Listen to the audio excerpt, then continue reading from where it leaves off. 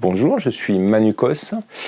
Je viens d'écrire un roman qui s'appelle La Maison du Bonheur. Avant ça, j'ai écrit un certain nombre de romans, en particulier en jeunesse, mais aussi de pièces de théâtre, scénarios, de BD, de films, quelques traductions et même tout récemment de la poésie.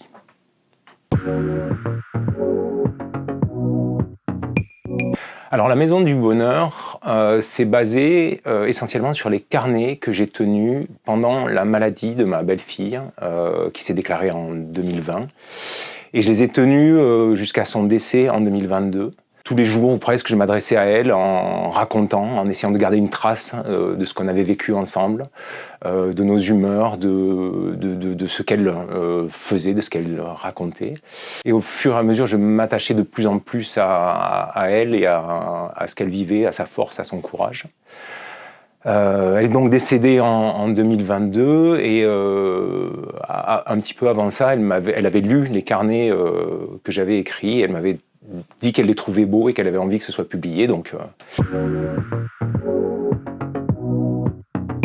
Alors la Maison du Bonheur, c'est une petite inscription sur un thermomètre qui a pendu dans le jardin. Voilà, c'est un thermomètre avec écrit La Maison du Bonheur, la joie, etc. Et cette maison, c'est celle qu'on avait voulu construire pour nos enfants, dans une famille reconstituée. Donc la maison où chacun avait sa chambre, la maison où malgré la brisure et le traumatisme que pouvaient représenter les séparations qu'avaient vécues ces enfants, où ils pourraient se retrouver. Voilà, on avait envie avec Emmanuelle, mon épouse, de leur offrir cette maison où ils pourraient grandir, où ils pourraient être heureux. Et cette maison, c'est encore celle où, d'après nous, habite l'esprit de Yuma et les souvenirs qui dansent et qui chantent un peu tous les jours.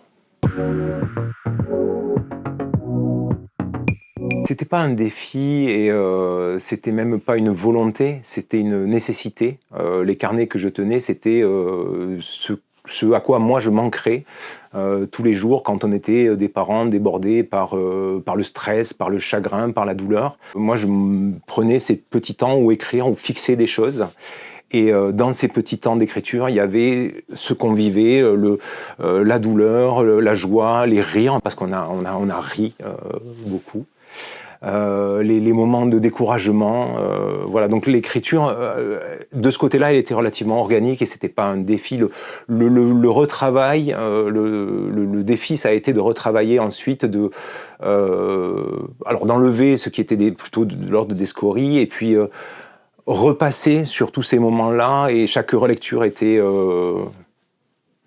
relativement douloureuse. Mais le livre, après, s'est un peu équilibré de lui-même, et je pense qu'il s'est équilibré vers quelque chose au final, assez lumineux, assez joyeux, parce que cet enfant était l'incarnation de la joie et de la beauté. Dans l'écriture aussi, il y a eu tout le travail d'Emmanuelle, mon épouse, qui a dû, elle, en tant que mère blessée, revenir vers le langage, et qui a eu la force d'écrire des paroles, d'écrire des mots, des passages pour et autour de sa fille. Et le véritable défi, ça a été celui-là, c'est de retrouver pour elle un chemin vers l'écriture.